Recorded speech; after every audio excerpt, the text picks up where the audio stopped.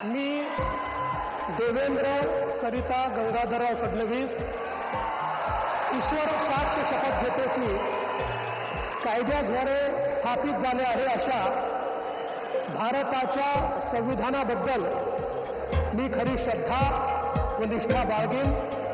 मी भारताची सार्वभौमता व एकात्मता उन्नत राखीन।